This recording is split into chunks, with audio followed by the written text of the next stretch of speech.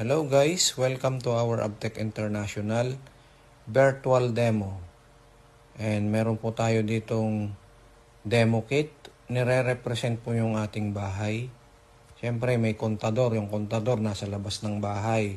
Pero yung ating pong circuit breaker nasa loob ng bahay natin. So protection po yan pag nagkaroon po ng short circuit sa ating line system.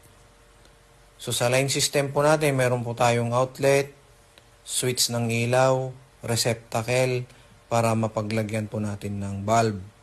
Yung bulb na gagamitin natin sa demo is 100 watts.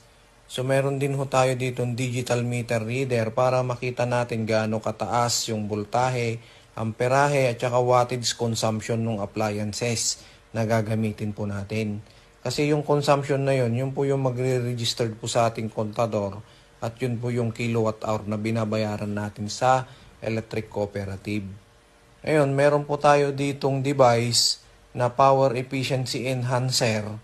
Ang function po nitong 25 microfarad is 2N1, centralized at saka po ay resistive function.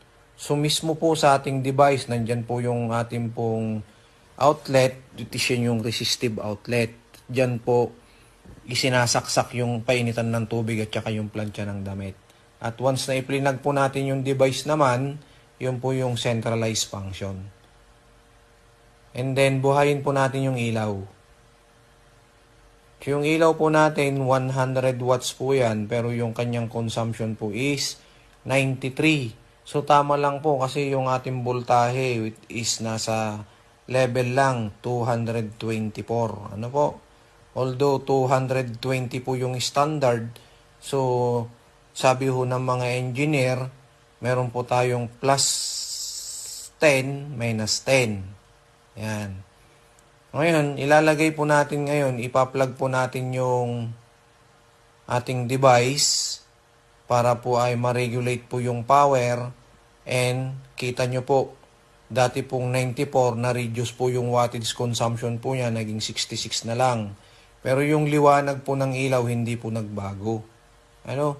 Ayan. So, regulated na ho yan kasi may device. But pag wala po yung device, eto po yon unregulated. So, yung consumption po niya, 94. Pero yung liwanag po, hindi po nagbago.